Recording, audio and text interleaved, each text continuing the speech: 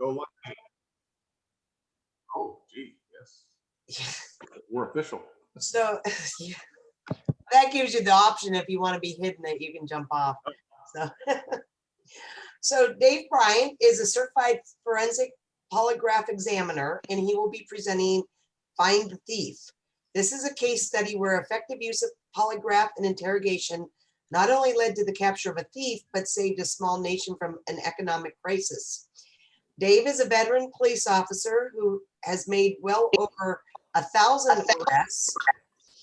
During his law enforcement career with the Tampa Police Department, Dave served in uniform patrol, the Selective Enforcement Unit, Street Anti-Crime Squad, and as an Academy Defensive Tactics Instructor. He was awarded a commendation medal for highly successful undercover drug investigation. He encountered every level of combativeness and successfully used every level on the force continuum, including deadly force.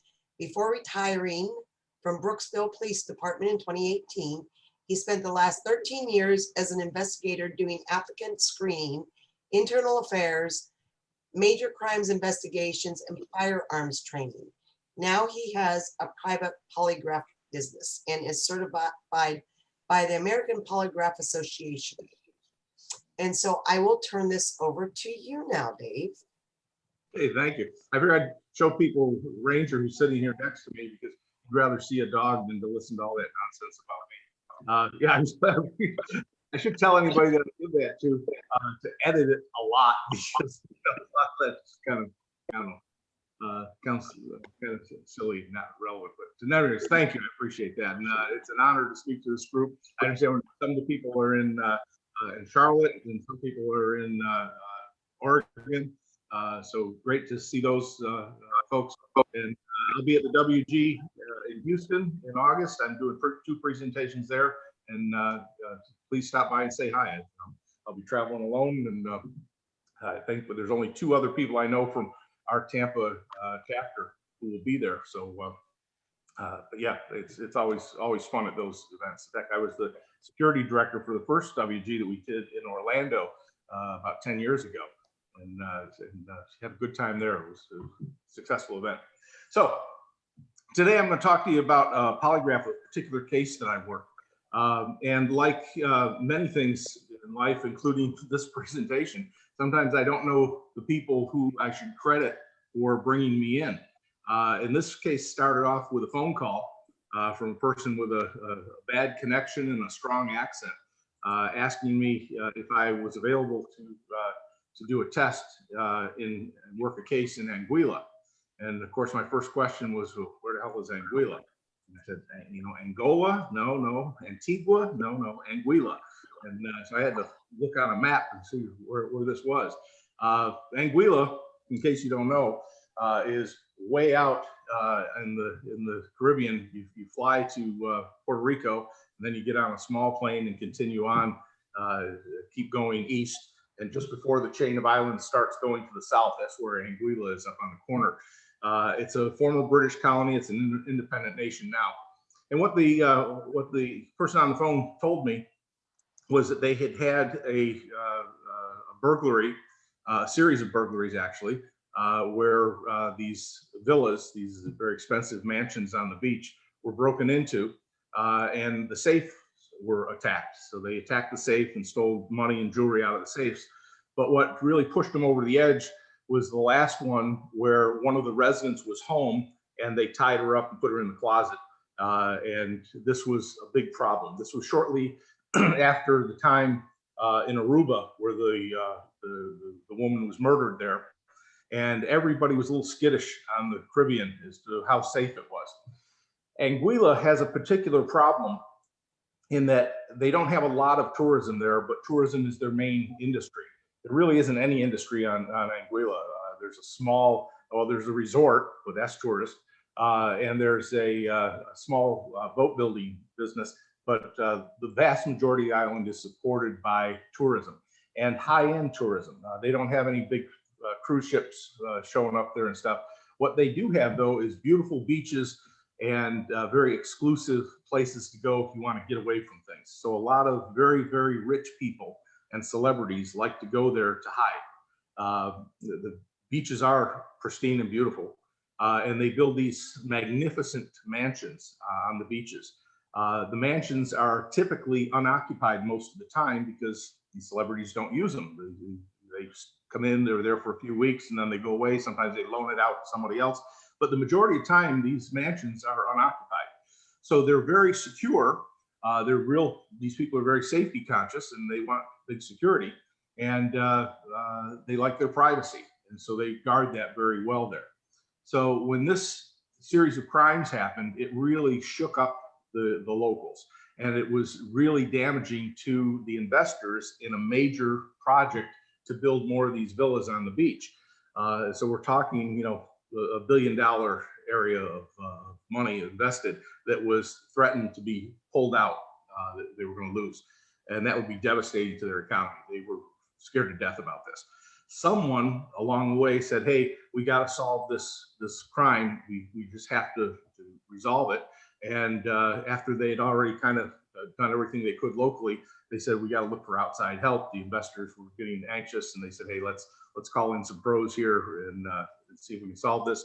And somehow my name came up. And to this day, I don't know how or who. I wish I did so I could thank them. But I got referred. And so this guy's calling me, said, can you come to Anguilla? And he explains to me what the problem is. And I said, yeah, I probably could. He said, well, we think it's an inside job, and we've got a list of about 15 people that we think could have been responsible. We've interrogated all of them. We haven't gotten anywhere. And we'd like you to come to Anguilla. And so he says, I said, all right, well, I probably could do this. And he said, how much would you charge? And I said, I don't know. And at this point, I'm not sure that this guy's for real. So I just throw out a number. I say, $10,000, I'll come. He says, no problem. I said, wow. I said, well, that's plus expenses, of course. And he says, no problem. We'll take care of that too. I said, all right, well, I want my money up front because I'm not showing up until I've been paid. He said, we'll take care of all that. And so 2 days later, I'm on a plane to Anguilla. And so that's kind of where we start our story. So you fly into Puerto Rico, and then you get on a small plane and go out to Anguilla. And here's a kind of a pro tip when you're traveling. First off, I told them I wanted a first class plane ticket, not because I wanted to enjoy drinks and have the extra legroom. I don't know what I'm getting into, and I'm a little skeptical.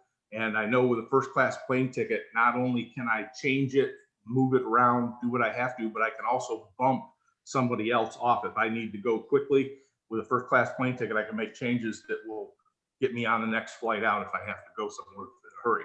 So that was kind of an issue for me. But this is the pro tip. Whenever you're traveling on a small private plane, which I was on the way going to Anguilla, always make note of the tail number because that'll tell you who owns the plane. And now the advantage of being on a small plane, of course, you get a nice view out the front of the plane, which is kind of cool. So this is flying into Anguilla. And when I get to Anguilla, they march me around customs, which was really interesting. I go to customs, and they knew who I was immediately. They were expecting me, and they said, oh, no, come this way. And they pulled me out and take me around. And there's a driver there waiting for me. And he says, would you like to go to your hotel, or would you like to go to the crime scene? I said, well, it's still early in the day. I said, let's go to the crime scene. You preserved that for me. That's great. Let me go see it. So I did go to the crime scene, and immediately I realized that this is not what I've been told. They told me that it was a safe job, and I'm expecting high-end people breaking into safes. So I'm looking for very professional kinds of people that are attacking safes. The safe is actually a lock box, if you will, that the builders are installing in all of these mansions. When they build them, they just go ahead and put this lockbox in the closet. And there's a builder's code of 999 pound that will open all the lock boxes. And when you buy a place, you're supposed to replace the builder's code with your code, and that erases the builder's code, and then your code will work from that point on. What most people do is they don't read the instructions very well, and they just add their own personal code, and they never delete the builder's code. So somebody already knew that if you push 999 pound, most of these lock boxes will open. So already I know that I'm dealing with just a run-of-the-mill routine burglar. I'm not dealing with sophisticated safe crackers. All right, so I'm changed my orientation completely as to what I'm looking for. The sophistication level goes down a lot. So this is the Anguillan police station. Interesting place. And when I went to the crime scene, of course, I'm looking at everything, and I wish I would have taken a lot more pictures, but I didn't want to spook them, and I didn't want to do anything to was bad. But I was kind of taking some mental notes, and I did snap a few pictures going in. It is in a very secure area. They have multiple levels of security. There's some gates you have to go through, some checkpoints, and then when you're driving up, there's some other gates and walls and stuff as you're passing through. And these places are magnificent. They are stunningly beautiful on the beach, and this is a great place to disappear and have ultimate in privacy. It is quite nice there. They live well, and there's big money involved in all of this. So, but yeah, quite comfortable, luxurious accommodations to say the least. Everything was very, very nice. The rest of Anguilla is nice. They have nice beaches, and technically all the beaches belong to everybody, but everybody on the island knows where you stay away from. The locals keep to their areas, and they generally take good care of tourists because they know that that's the lifeblood of their economy, that the tourism industry is a big deal there. So that's kind of the look of Anguilla, what we would see there in typical stuff. So I get there, and the next day, what I had done is I arranged to do an initial interview with all of these people. I have 15 suspects. I know I've got to weed through them very quickly to get to people that I really want to talk to. So I'm focusing on doing polygraphs, but ultimately the value of polygraph is to get a confession, to find out the truth, and then verify the information you got is complete and accurate. Everybody focuses on the test, pass or fail. And that's really not what a polygraph examiner does. A polygraph examiner, first and foremost, is an interrogator. Interrogation is what I do. A polygraph is a tool that helps me zero in on where I need to go with my interrogation to obtain truth and then verify the information I have is complete and accurate. So that's my goal, is to solve this case and find out the whodunit kind of part. So I designed a test as a screening test that I can administer very quickly to a lot of people, and do the cut scores in a way that is going to give me a high false positive result, but a very low false negative result. In other words, what I'm trying to do is I want this test that will definitely catch my bad guy, even though it will also catch a few people who are not the bad guy. But anybody who passes it is clearly not involved at all. So I'm kind of casting the net for the fish I want, but I'm going to catch some other fish in the process. But that's just what you have to accept, the odds of this. So I do this test for them that I'm able to administer quickly, and I'm immediately able to eliminate all but 3 people with my first go round. So the other 3 people, I tell them that I want to see them the next day, and I arrange to test them in more detail. I'm going to spend more time with these people. The other ones, you're cleared, you can go, and have a nice day. Thanks for playing. So the next day I come back and I test the other 3. Of the 3 people that I test, 1 I'm able to clear on my second go round, no problem. The other one was kind of interesting. He was definitely deceptive, and I interrogated. I worked him, and I was able to obtain information from him that he wasn't my thief, but he was stealing. He was a maintenance worker there, and he was stealing gasoline. He'd stolen a lot of gasoline from them over the years. And in fact, it was running a nursery at his house where he was stealing small plants from the management company, raising them, and then selling them back to the company as mature plants. And he had a nice little business going with this. It was working out quite well for him. He was supplementing his income as a thief. So he was one that I kind of gave him as a bonus. You got him. But my main guy, he did very poorly on the polygraph exam. There's another picture of the beach and stuff. Yeah, nice beach. Yeah, it is beautiful water and stuff. All the Caribbean is beautiful, but this island is very nice and clean. So here's the area that I was doing my testing in. And this character had failed the first go round of test. And when I do my second round, he does something kind of interesting. He cheats. And he cheats in a way that is obvious to me that someone has coached him. And I know there's not a polygraph examiner within 1,000 miles of where I'm at. And this was definitely professional level coaching that he'd received, not something that he would come up with on his own. So where did he get that information? Where's everybody get information? The internet. So when I knew that I have my guy now, because he's cheated on my test, and generally the only reason you cheat on a polygraph test is you're lying. So I started interrogating him, and I've got nothing to really interrogate him with. First off, he's already been interrogated by the Anguillans long before I ever got called. All these people have. And I don't know much about their interrogation methods, but I'm guessing we're talking third world kind of stuff that I probably don't even want to know about. And so I'm nowhere near posing any kind of a threat to him other than I'm some mysterious guy from America that's there to interrogate him, and he knows don't tell me anything because it's not going to be in his interest. So essentially I have nothing to deal with this guy. I can't bargain with him. I really can't negotiate anything. I have nothing to offer him. And then also we have a cultural difference between us and even somewhat of a language barrier, because even though they speak English, they speak kind of an island English and another island dialect that I can't understand at all, but they all understand each other. But they can speak English and communicate just fine. But there is a language barrier. So some of the things that I look for as an interrogator in statement analysis stuff were really useless in this case, because the statement analysis things that I do and even some of the body language things are not necessarily universal. They're cultural specific. And since I don't know that culture and I don't know this guy well enough to have normed him and in order to talk to him long enough about non-threatening things to get a feel for him, I have really nothing to work with. So I'm really going blind here. So fortunately, I had good polygraph charts that clearly showed countermeasures that he is cheating on the test. So since I really can't interrogate him, I decided I'm going to focus the interrogation that I'm doing on the countermeasures, on the cheating, because I can't get him to confess to the crime. He's got no incentive to do that, and I've got nothing to bargain with. So I focused on the countermeasures and the cheating. And he insists, of course, that he did not cheat, that that's just the way it is, and he didn't cheat and didn't do anything like that. Okay. So I decided I'm going to go for that, and I lock him in on his story.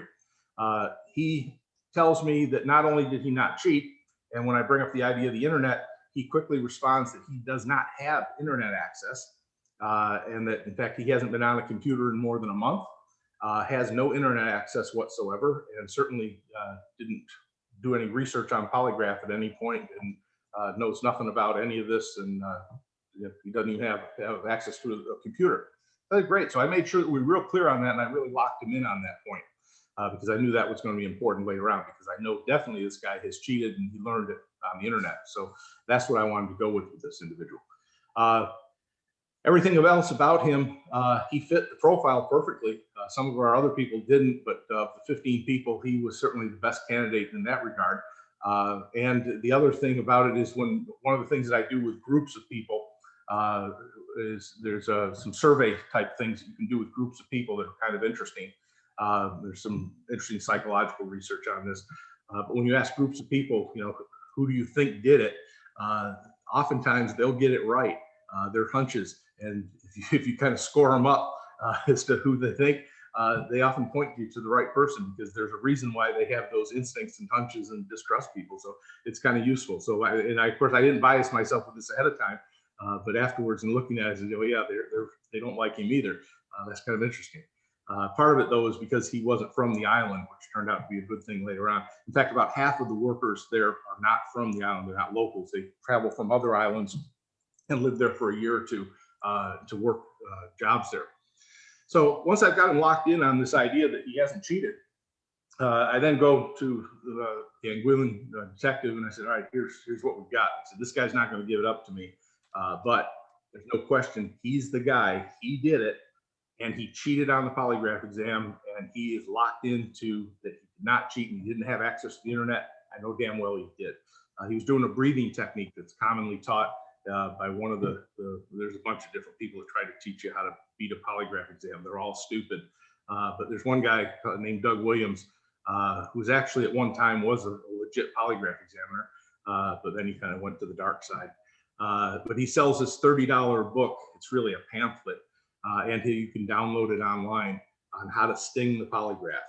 And if you follow Doug Williams' advice, you will fail any polygraph that any competent examiner gives you. It makes it obvious. So he was following some of Doug Williams. He didn't even read the pamphlet very well because his countermeasures were very crude and easy to detect. In fact, I had the Anguillan detective. I said, here, one of the techniques he was using was a breathing technique. I said, here's his breathing. I want you to breathe the same way he did. So breathe here, inhale, now hold your breath, now exhale, now hold your breath. And I had him walk through it for, you know, a minute cycle. And he said, that's not normal. I said, no, that isn't normal. I said, that's manufactured breathing. He's doing that to try to affect the results of the test. It doesn't do that. It doesn't look like you're telling the truth. It just looks like you're trying to manipulate data. So it's countermeasured. It's cheating. So I said, he definitely is lying when he says that he hasn't been on the internet. I said, if we can prove that, you've got your case. So he said, I said, what we need to do, I said, we need to search his apartment and get a hold of his computer. And so I said, what do we have to do? We gotta get a warrant or something? And he kind of looked at me puzzled. He says, we don't need a warrant. We just go over and kick in his door and take his computer. That's the way it's done there. I said, okay, great. And of course, they pull his computer and come to find out that he had spent the entire night. He was up all night after he took the first meeting with me before he knew he was coming back for the polygraph the next day. He was up all night trying to figure out how to beat a polygraph exam. It had been to Doug Williams' site, just like I told him that he had been, and he was cheating, and there's no question about it. So based on that, he then went to this facility, which I thought was kind of interesting. I'll zoom in here a little bit here. That's Her Majesty's Prison. Very imposing little structure on a not so touristy part of the island. But it's definitely a secure facility. It's very small. I really wanted to go inside and see the place, but I was kind of afraid to go inside any locked doors. And you know, I'll just stay out here. That's fine. I'm good. But I was curious. I'd like to see their living conditions there. I'm sure they don't live up to any of the American correctional institution standards, or the ACLU would probably not be happy with the way they're treated there. In fact, part of what's the sign there on the door is telling people that are visitors bringing food to people what the rules are about bringing food to their family members who are inmates. So apparently, if you want to eat well, you got to know somebody on the outside to bring you food. That's one of the things that they do there. But anyway, so he went off to jail. What the folks that hired me really wanted was a letter from me that they could then share with their investors, saying that we have indeed caught the thief, and that there was nobody else involved, and that all the other people were clear.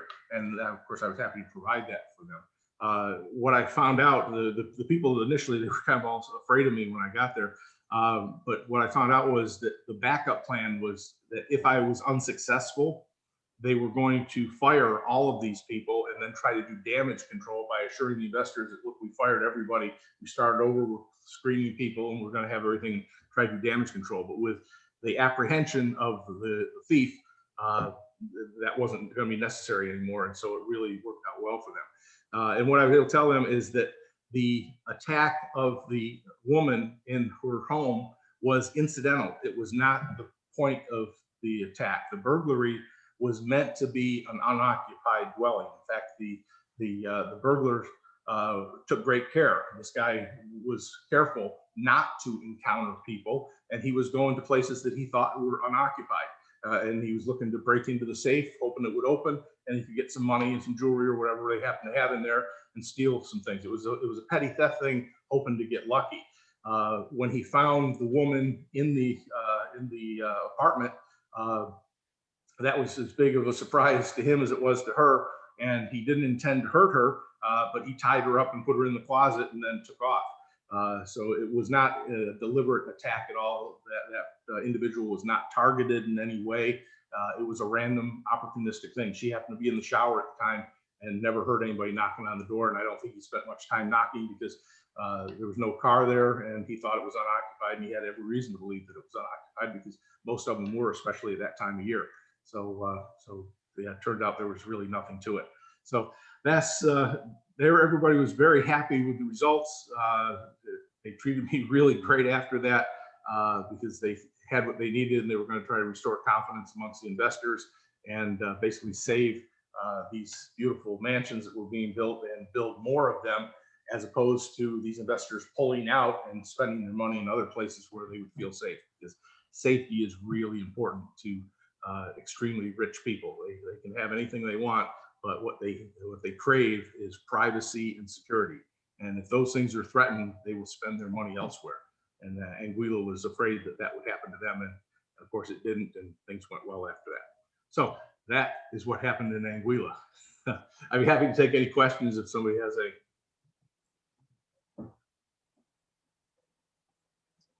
Yeah, so I have a question, and Davey kind of did too. So, like, it sounds like you could tell the guy was lying based on his breathing. What are other ways you can tell when somebody's lying or cheating? That's a great question. Yeah, there's polygraph, and just to give you a quick how polygraph works. Polygraph is using several different physiological actions that are connected to the psychological. So in fact, if you ever see anything on polygraph that the feds do, it's always written as PDD, for psychophysiological detection and deception. In fact, the school I went to is called the Academy of Forensic Psychophysiology. The joke was you had to be able to spell psychophysiology before you graduate. But it's that mind and body connection. So what we're looking for are things that are indicative of stress levels that correlate to deception. Breathing is one of them, but it's actually the one that we rely on the least because it's the easiest one for someone to control. So breathing is one. It's actually the best one for detecting countermeasures for cheating because it is the easiest one to control and manipulate. So it's the most obvious one when you see it on the chart. But breathing is one. The other connections that you're using, the channels that you're using, one is a cardio, where you're measuring mean blood pressure level, pulse rate, and blood volume changes.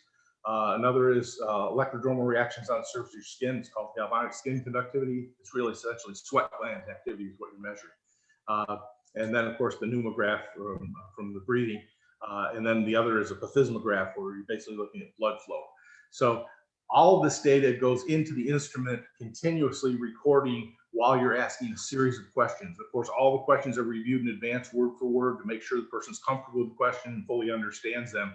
And then you repeat the questions. And it'd be like if anything in science, you have to replicate it. You have to make sure that you have consistency in your data. So you can say this stimulus causes this response, and every time I do this, I get this. When you have that consistency, then you can score it. So that's kind of how polygraph works, sort of in a nutshell. So it sounds like breathing's the only one that you can really like control as far as your physiology goes. No, you can do other things with physiology. You know, the old story about putting the thumbtack in your shoe. That will definitely affect your physiology. In fact, every channel will be affected by stepping on a thumbtack in your shoe. The problem is, unlike what Hollywood would tell you, it doesn't make you look like you're telling the truth. It makes you look like you have a thumbtack in your shoe. It hurts. You shoot a shot of pain through your body physiologically reacts to that pain. But that physiological reaction looks nothing like the physiological reaction I would get when someone is telling the truth or telling a lie. Those are much, much different.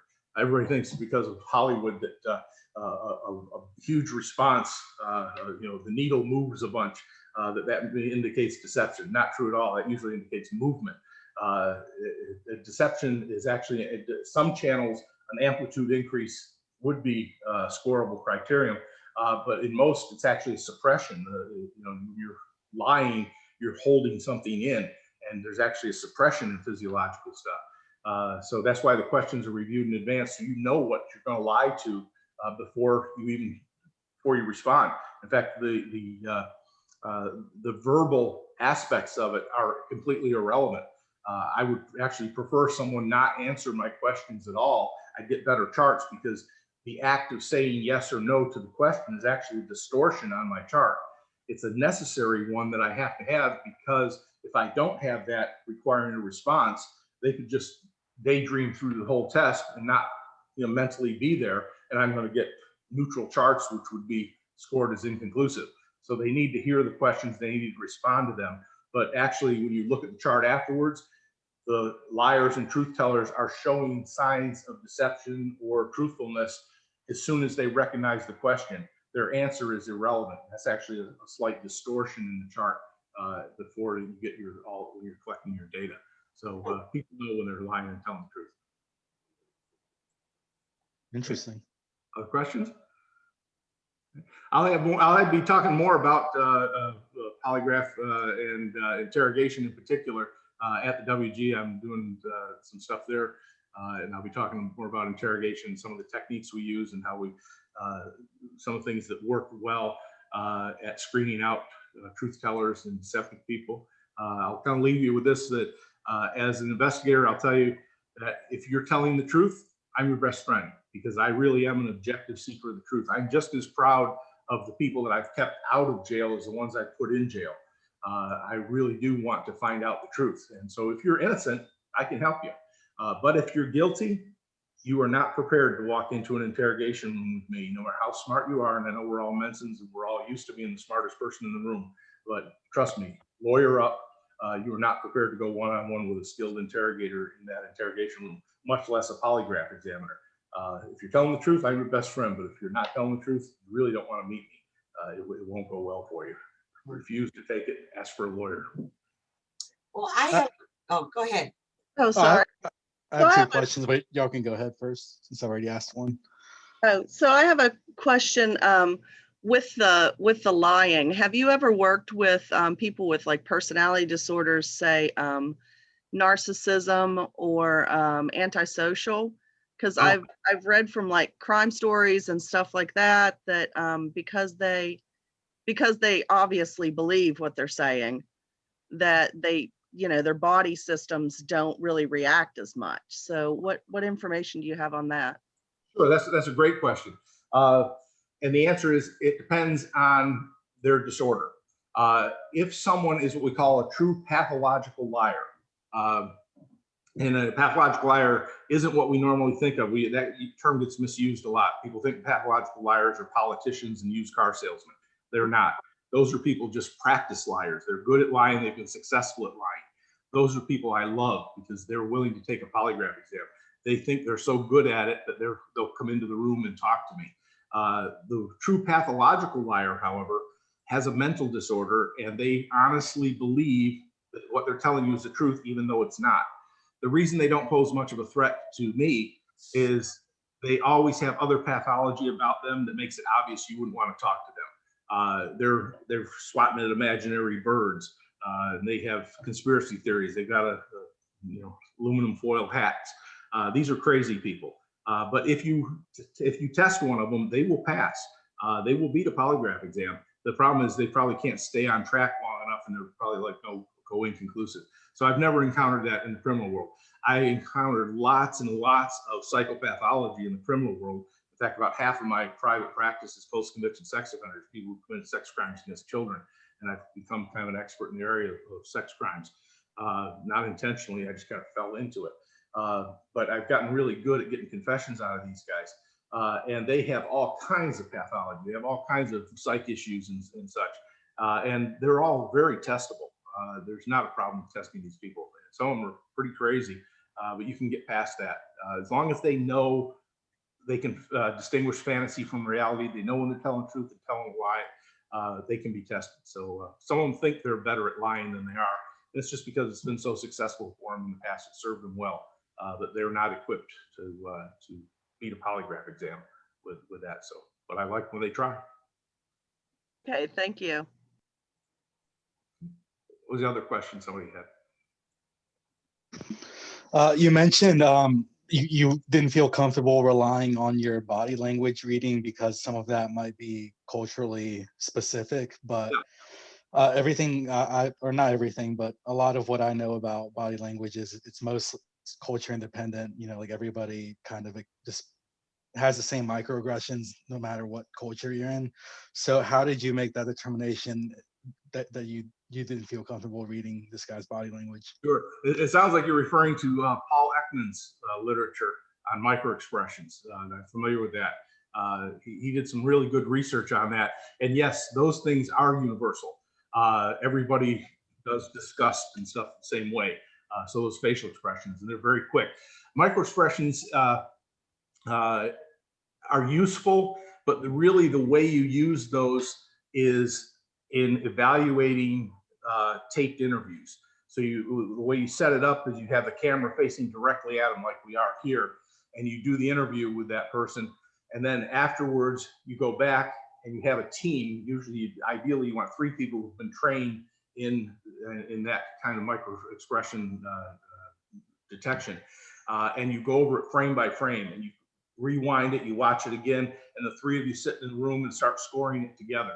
And if you do that, it's very useful. And so there's some good things you can get out of that. You can't do it on the fly in the field like they show in Hollywood, or like some people want to believe. I was at one conference with a whole bunch of detectives where they were teaching this stuff. In fact, they were teaching this eye accessing, where if you look up and to the left, you're editing. If you look down, you're recalling auditory information. If you look to the side, you're looking at visual stuff, all this crap. In fact, they even had little cards, shirt pocket cards for detectives to carry with you in the field to remind you of what the rules were if they're looking this way. It was bullshit. It doesn't work that way. It's not so simple. There's something to that, but it's not that simple. You have to do it right. And micro expressions are that way. Now, that being said, there's a whole body of other types of body language stuff that we use called kinetic interviewing techniques.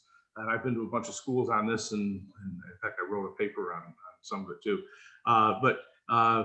The kinesics are somewhat universal, but some of them are very cultural specific. So for example, if you're talking to Navajos, they don't like face-to-face. You and I might be very comfortable talking face-to-face, and we value eye contact.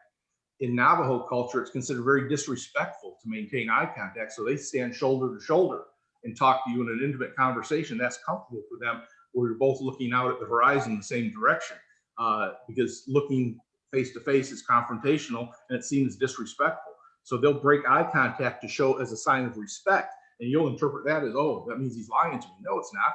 He's showing respect to you. So there's some things that are cultural specific, and if you don't know that, you're at a loss. And I don't know anything about Anguillan culture, so I wasn't going to rely on those kinds of things. I said, all right, those are things that, while it's one of the tools in my bag that I would normally rely on, in this case, I'm not going to put much faith in that. I'm not going to trust that. And of course, the language stuff and the statement analysis stuff that I really love, it works great in American culture. If I don't speak the language, or if they've got a different culture, I'm not going to rely on that either. So I'm not going to hang somebody based on how they use a pronoun, or how they use a contraction, or if they use a word out of place. I would put much more faith in that in somebody who grew up in American culture. But again, these are just indicators. You don't hang somebody based on one indicator. You say, okay, that's something that's interesting. It gives me a way to probe into the future, ask some different questions, see if I can replicate it, see if there's some consistency there. So it's a moving chess game that you're playing when you're interrogating people. You really do have to be on your game and know a lot going in to be successful. Awesome, thank you. Any other questions? Wow, hey, I wrapped that up in 45 minutes. That's not bad. I'm going to make the hockey game after all. Well, I actually have a, oh, well, I'll make sure you get the hockey game.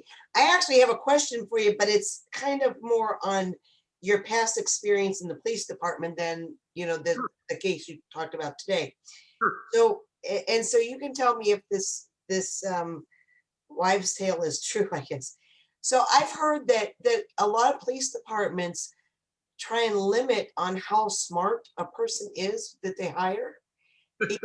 that they don't like their police officers that have an IQ higher than like 120 or something like that. That came out years ago. There was some police administrator in, I don't know if it was Boston or Philadelphia, some major city, that made the comment about how we don't want police officers who are too smart because they just won't follow orders well and stuff like that.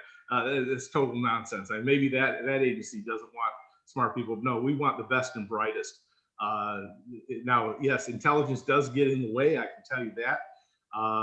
It's tough to follow directions from people that are less competent, especially when you see clearly the right way. That's in any job, but yeah. Exactly. There's nothing unique in law enforcement. That's every one of you has experienced that. You've had to work for someone less competent. And so how do we handle that? Well, we often try to make suggestions, let it be their idea, lead them to the right thing. But ultimately, if you're a subordinate, you have to say, okay, I'll do it your way. In fact, one of my sergeants once made a comment to me that talking about his best people on the squad, and he kind of overlooked me, and I went back and I said, "What are you talking about? There's no job here I can't do." And he says, "Oh yes," he said, "there's some jobs I wouldn't assign you to." I said, "What are you talking about? I'm clearly superior in every way." You know, I didn't say that word, but that was my implication. And he said, "Oh yeah," he said, "for certain things, you're my go-to guy." He said, "But if I had a simple job, like if, for example, it was a traffic case, a traffic engineering case, and I told you to go to that intersection and count the cars that go through that intersection going westbound for the next hour and tell me how many cars went through there in an hour, you'll mess it up." And I said, "Yeah," I said, I would count the cars for 10 minutes and multiply by 6 and then go screw around for the next 50 minutes. He said, "Yeah, that's what I mean. I can't trust you to do a job that I assign you to if you don't think that it's worthy of doing." I said, "Yeah, you're right. Okay, now I get it. Yeah, if I don't buy in, I could be a potential problem employee." And some of us are. Sometimes we don't work and play well with others because we know best. And that can be that's a double-edged sword. So yeah, intelligence can get in the way. But ultimately, in law enforcement, we really do want to recruit the best and the brightest. But our main thing is finding people who are honest. And I deal with that a lot in applicant screening. I've got to get them to confess to all kinds of stuff they've done. And then we have to decide, are those things we can live with or are those things we can't? And the fact is, we can live with a lot of stuff as long as it doesn't cross a certain line, like felonies generally. But one of the things we can't live with is dishonesty. So if somebody lies, we will disqualify them. And it really doesn't matter what they lied about. It becomes a character issue of honesty. So honesty is our core value. We can teach people a lot of things, but we can't teach them to be honest. We can train them to do a job, even if they're just average IQ. You don't need to be incredibly bright to do certain things in law enforcement. It helps if you're a detective or if you have a specialty area that you be skilled, but a lot of that we can train people to do. But yeah, those core values you have to come in with. But yeah, I prefer smart officers though. Wait, do you do polygraph tests then on the incoming officers? Yes, applicant screening tests, I do a lot of those, yeah. And all the good departments use polygraph as a primary tool for applicant screening. And the feds use more of it than anybody. If you want to work for the CIA, the FBI, the NSA, any of those agencies, if you want to have a top security clearance, even the military, about half of the officers that have top security clearances have had polygraph. Some of them have not. They've just trusted them because they've done enough background on them. But for most compartmentalized security clearances, they use polygraph, and it's a great tool. It's not a perfect tool, but it's a very good tool. And yeah, it works. And if you do it right, it's very effective. And so yeah, I can't imagine hiring a police officer without having polygraph as part of the background, because there's things I get out of people that would never come out in a background investigation. It's easy to find out what somebody's done they've been caught for. But if you're dealing with police applicants, they often have a clean criminal record. They've never been arrested for anything. Doesn't mean they haven't done anything. It just means they weren't caught. So I'm going to get into what they did that they didn't get caught for. And they need to be honest about it. So if they smoked dope a few times, no problem. But if you worked your way through college selling dope, no, we don't want to hire you. We're not going to give you a badge and a gun and turn you loose on society.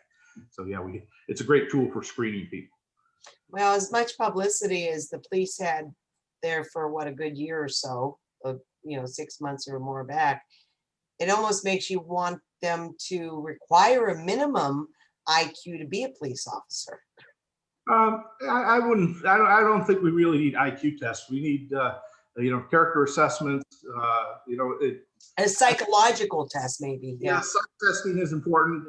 Physical testing we do, mental suitability stuff. A lot of that stuff though is really hard to measure. I've been involved in a lot of use of force cases, and it's interesting how different people respond. And you can only simulate so much in training. But when you get somebody into a real situation, when they're really scared for their own personal safety, when they really feel the threat of impending death and doom, people react differently to that. And you can't simulate that in training. And some people run towards gunfire and some people run away from gunfire. In fact, the majority of people run away from gunfire. You want people that are willing to run towards it. And you really can't test for that. So until you put them under fire, you don't know what they're going to do. So, but IQ is only a small part of that. As long as they're average, that's good enough for most jobs in law enforcement.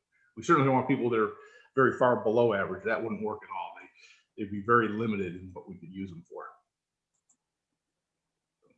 Okay. How did you know the guy didn't have any accomplices? Actually, I couldn't be positive. I was satisfied based on the case report that he was acting alone, but I can't be positive of that because, again, I couldn't interrogate him and I couldn't get any information from him. So I don't know that he did. That's going to be up to the Anguillans to work that, his associates, and see if there's anything more that is there. And I think they were satisfied that they'd already, established all the relationships between these people and questioned people, and were looking for discrepancies. They were doing some basic, some of the rudimentary interrogation things that we do with suspect groups. And so I think they'd eliminated that. They decided this was kind of a one-man show. Gotcha. Yeah, because multiple houses were hit, right? So I guess I just assumed that it was like a group of people doing this as like a little gang or something. Sometimes burglars work in concert with others. Most of the time, most burglaries are independent. Most work with one person or no one. They do it completely solo. It's rare to find groups of burglars, except where you have a target in mind, where it's a real planned burglary. But most burglars are really more opportunistic, and this one follows that pattern too. It was an opportunistic crime. This guy is out, grabbing stuff. In fact, one of the items that I look for, what did he take? He took a pillowcase. Well, taking a pillowcase tells me that he didn't come prepared to carry anything away. He needed to find a container while he's there, and he uses a pillowcase. That's a pretty common thing for burglars to do. They don't want to be walking around with suitcases empty to go in to fill up. But if you know what you're getting and it's going to require a container, yeah, you might need to bring that with you ahead of time. But if you don't know what you're going to get, it's an opportunistic thing. And once you find you've got more stuff than you can carry easily, you need a container. And often they'll think to grab a pillowcase for that. And that's what they had done in one of these burglaries as well. So I'm thinking, okay, that's not a pre-planned master criminal. That's an opportunistic kind of criminal who's going to see what they can get. Makes sense. You mentioned early in your presentation that he wasn't from the island, that he was from somewhere else that came over, and you said that was a good thing. Yeah, that was really great for the Anguillans because it was a source of national pride kind of thing. It wasn't one of our people. This guy was from another island, even though it's a neighboring island. He still wasn't an Anguillan national, and they were real happy about that. To me, it didn't matter. They all look the same. They talk the same to me. But he's not an Anguillan citizen, so he's different. And so they were happy it wasn't one of their own or one of their neighbors, somebody they grew up with. This was somebody who was that other island, those where those bad people are. So yeah, there's some local prejudice as well that happens there, and little tribalism kinds of stuff. I'm not a party to that. I don't understand it, but yeah, that was important to them, and I get that it's the source of national pride that it was a visitor, a guest worker, not one of their own people. So that was a sense of honor for them that they're honest. You can trust Anguillans. Okay. So you had said that you work a lot with sex abuse cases. Do you then do like expert testimony on that? And what kind of stuff do you do with that? What can you tell me about it? I have testified as an expert in both state court and federal court, and I take a wide variety of cases. The sex cases that I get mostly are cases, although I've been getting called now because I'm getting a reputation in this area. I'm getting private attorneys calling me, and oddly enough, a lot of them are these child porn cases. If you think about the way something is prosecuted, so some guy gets arrested, he brings his computer in to get it fixed, and the computer repair technician discovers he's got 1,000 images of child porn on his computer. There's never one, by the way. It's always hundreds. So he calls the police. The police come down, say, hey, yeah, this is his computer. Yep, that's definitely child porn. Where's this guy? Oh, here's his address. They go to the house, say, hey, mister, is this your computer? Yep, you get it fixed. Yep, here's your pictures. Oh, gee, how about that? Yep, you're under arrest for possession of child porn. All right. Those cases are slam dunk for prosecutors. All they care about is the chain of evidence, and was it obtained legally? No problem. The guy surrendered it voluntarily to get it fixed. This is a slam dunk case. There's really not even much to plea bargain to offer this guy. So the prosecutor has the idea, this guy is a sex offender. He's molesting kids, and I'm going to do some good justice in locking this guy up and getting a big sentence out of him. And so consequently, we're seeing big sentences for these child porn cases. Typical one would be 10 and 10. That means 10 years in prison followed by 10 years of probation just for having dirty pictures. All right. Now, I'm not defending people who having child porn. Don't get me wrong. Okay. But there's a difference between looking at pictures of kids and molesting kids. And I deal with that population too. A lot of them are post-conviction sex offenders who, as a condition of their probation, now that they're out of prison, have to take a polygraph exam to verify that to both their probation officer and their therapist that they're following the rules of treatment and following the rules of probation. So I get a lot of them. That's how I got into this in the first place. So the defense attorneys want me to test their client to determine, has he actually molested a child? Does he have any live victims? And the majority of these guys, the answer is no. And I can verify they're being truthful on that. So while their case is a slam dunk as far as the possession of child porn, the issue is, are they actually molesting kids? No. In fact, I would kind of liken the odds. I don't know why. I'm sorry that Facebook is telling me things. I gotta ignore that. But the odds are similar to the population of people that like S&M, sadistic and masochistic kinds of sexual pornography. The number of people that engage in that type of pornography versus the number of people that actually engage in the behavior. It's a small subset, okay? And likewise with child porn. Now, everybody who enjoys molesting kids also enjoys child pornography, okay? It's sort of like everybody who likes heroin likes marijuana, but not everybody who likes marijuana likes heroin, okay? It's a subset. Interesting. Okay, so most of these guys are not molesting kids. So my part of it is just to establish, are there any live victims? No. And then it's used to mitigate their sentence later on. And so the attorney will argue, look, yes, you know, he's creepy. He got these ugly pictures and stuff, and he shouldn't do that. But don't think you're locking up a child molester. He is not a child molester. And so we can help that way. But the other area that I was talking about is using them for clinical polygraph exams, which is post-conviction. And this is a great area for therapists, because therapists are discovering polygraph is a wonderful tool to add as an adjunct to therapy. Anything that has denial is a key component. Certainly anything sexual, denial is always part of it. Guys don't admit to some of their deviant behaviors very easily. Any other things would work too. Domestic violence, substance abuse, all have denial as a key component. And a therapist can't be effective in treating someone if they're stuck in denial. They're just spinning their wheels, no traction. And polygraph can cut through that bullshit in 2 hours. And so I'm really a useful tool for therapists, and more therapists are starting to use polygraph as an adjunct to therapy because it really gives the therapist a lot of traction. The other client for that is the probation officer. And the probation officer basically wants to know, do I need to pay more attention to this guy, or can I put him on the back burner and pay attention to my other cases? And polygraph is a great way to establish, are you violating any of the rules of probation? And they're always violating some, but I'm interested in the big ones. So I have to weed out some of the minor ones, like being late for curfew or something. I don't care if they're a couple minutes late for curfew. I don't care about traffic violations. I care about new crimes, misdemeanor felonies, things that therapists and probation officer would want to know about. So in that regard, polygraph is a great tool. I'll give you one quick example from a therapy standpoint.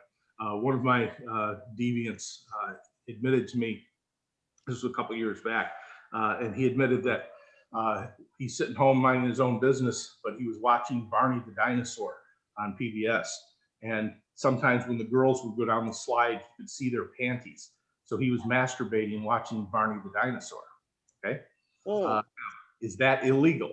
No, it is not. Is it weird? Oh yeah, it's off the meter of weird. But is it illegal behavior? No, it isn't. So you can't arrest this guy for that. But is this something that would be of interest to a therapist? Absolutely. Absolutely, because we know that watching little girls and masturbating to them is one step away from going to the playground to masturbate to little girls, which is one step away from touching little girls, which is what got him in trouble in the first place. So that's definitely something useful to know. But I guarantee you he wasn't going to raise his hand at one of his group therapy sessions and say, guess what I did last week? That information was not going to come out. The only way that information came out is because of the interrogation during the polygraph exam. Without that, we would never know that. The therapist would never have that information to work with. So it's a great tool if used properly. Oh, yeah. Yeah. I've actually heard of a tool called a plethysmograph too. Have you ever used that? No, For- no, for no, sexual- I haven't used it. There is a tool called the penile plethysmograph, and yeah, it's a common looking device that is used just the way you would think, and it's measuring blood flow. And the psychologists use it. There are only a couple of guys around that still do this, and they show them a whole bunch of pictures, and then they measure arousal levels based on blood flow, and then they come up with a little chart at the end of that, and then they make a recommendation of where this guy is and where he fits on the pervert scale or something, I guess. I don't know exactly the proper clinical terminology, but basically they say, okay, yeah, he's aroused by this, but he's not aroused by this. And then they make a determination of where his is part of the risk assessment package. But that's clinical psychology stuff, and that's not my area of expertise, although I work with some of those people that do that kind of stuff. You mentioned that you were going to be at the gathering in Houston. Yeah. Will you take your polygraph there? What if we want you to give us a polygraph? I think that would be fascinating. It is. It doesn't really lend itself well to group demonstrations.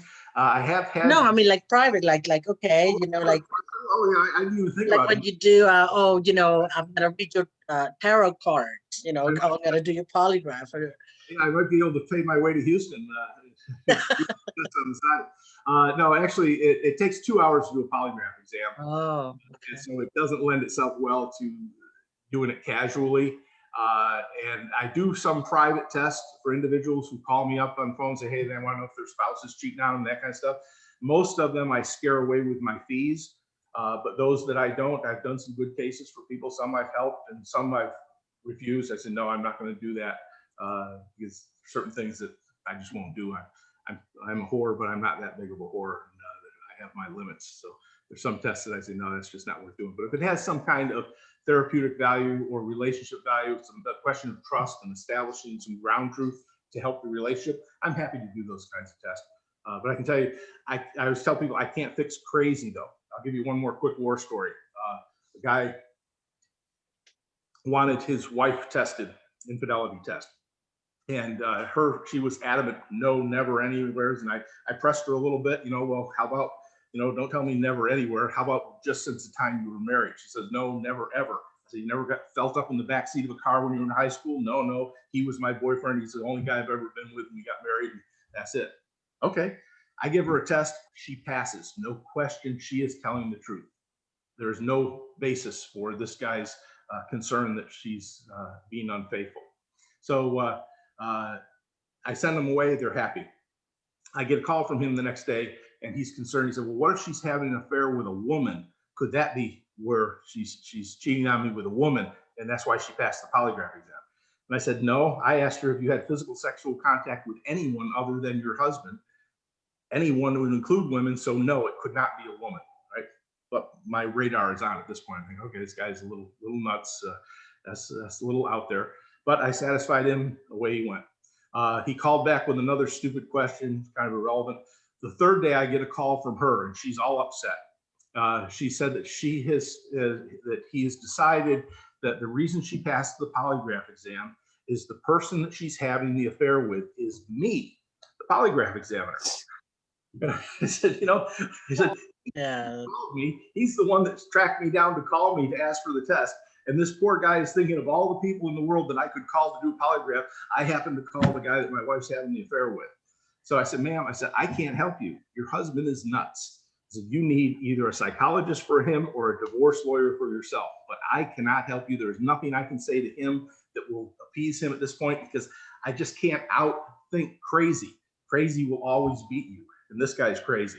So I always tell people, I can't fix crazy.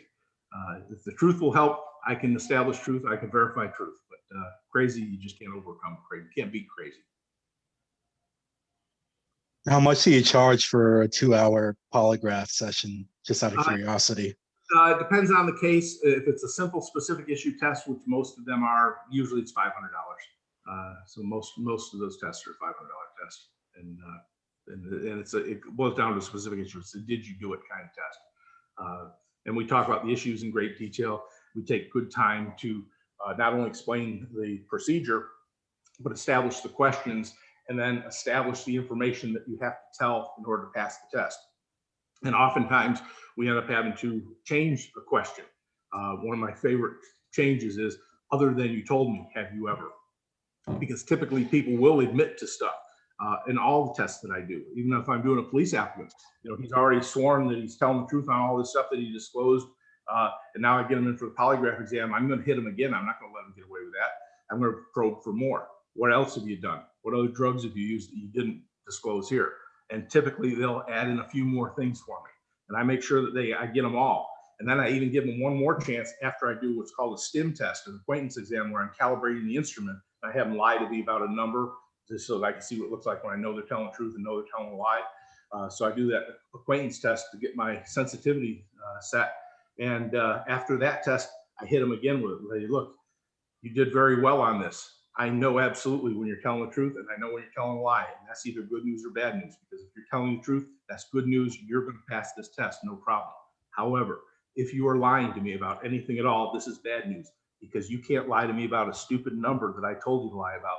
There's no way you're going to lie to me about the theft or withholding information or whatever the subject of the case is. And so I hit them one more time. And oftentimes I'll get more information at that point.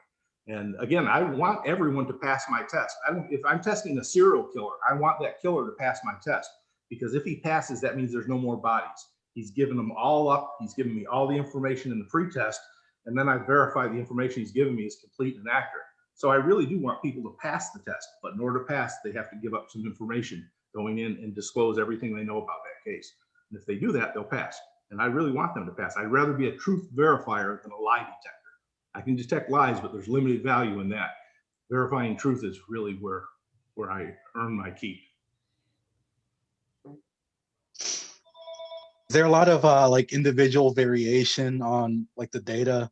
Meaning like some people might have might need a lot more, a stronger physiological response for you to tell that they're lying, versus some people are like less neurotic, so they don't, you don't see many spikes in the data or something like that?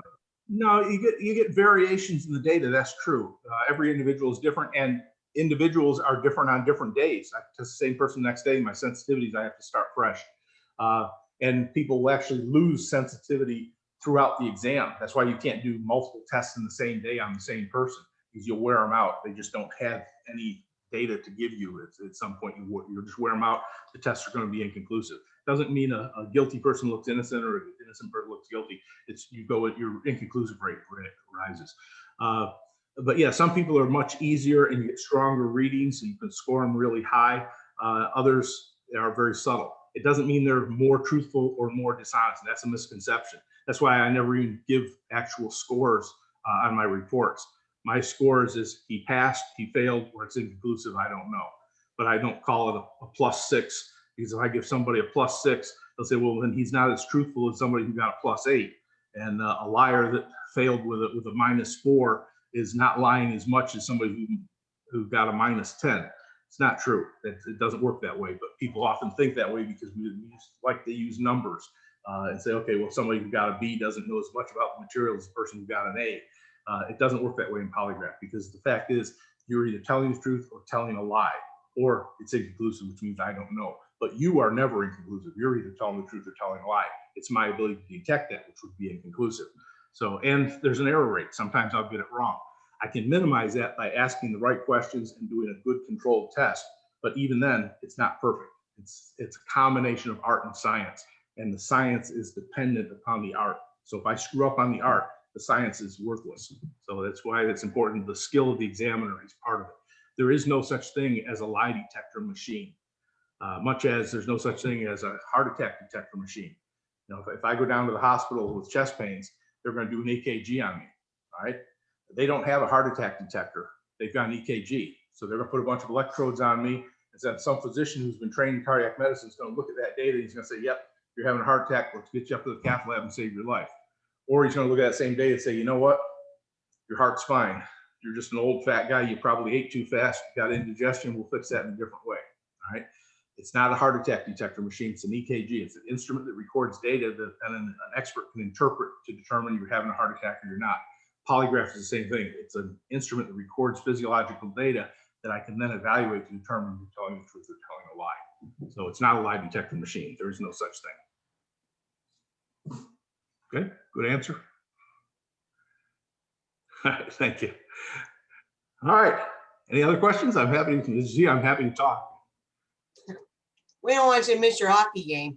Yeah, and puck drops in about another 5 minutes, so I'm okay. And Lightning I'm confident are going to win and go to the Stanley Cup again this year. There you go. You got to watch the pregame and all that, though. That's all right. I already heard all that. I watched it from the last game, so I know what they're talking about there. I'm just ready for the actual game itself. So, all right. Well, I appreciate your time and seeing you guys, and hopefully I'll see some of you in Houston.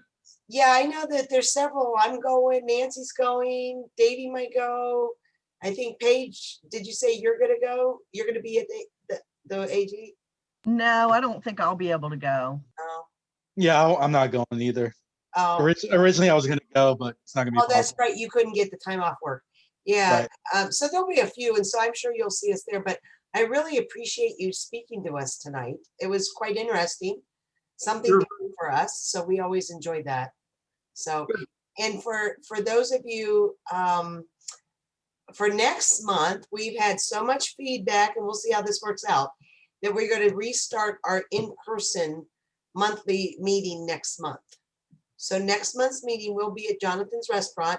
However, I'm going to try and do a hybrid. So we're going to meet in person. I'm also going to try and Zoom the talk. And this is Julio Montero. He has a business here in Charlotte, and he's going to be talking on the medical benefits of local mushrooms. And if we're lucky, he makes this wonderful mushroom tea. It's really, really good. And it's really beneficial health-wise for you. So I asked him to bring some tea with him. So if you're there in person. So I would drink the tea. No Yeah. shroom juice for me, thank you. Well, it doesn't taste like mushroom though. It was, I wouldn't know. I've never had shroom juice before, but I know too much about hallucinogenics and stuff. There's good mushrooms and there's bad oh no, these aren't the magic mushrooms, Dave. These are, The poison is in the portion. yeah. Or maybe they are, and that's why he's like a good presenter. I don't know. No, but he actually, it's just more on healthy eating, and that mushrooms are very good for people, and a lot of them don't realize how good it is. So he actually presented at the RG in 2019, and I didn't really get to see his talk, but I saw probably 5 minutes of it. So that's why I asked him to come back and talk. So. And speaking about that, don't forget the RG is coming up in November. So we need, well, if you'd like to attend, register. Oh yes, thank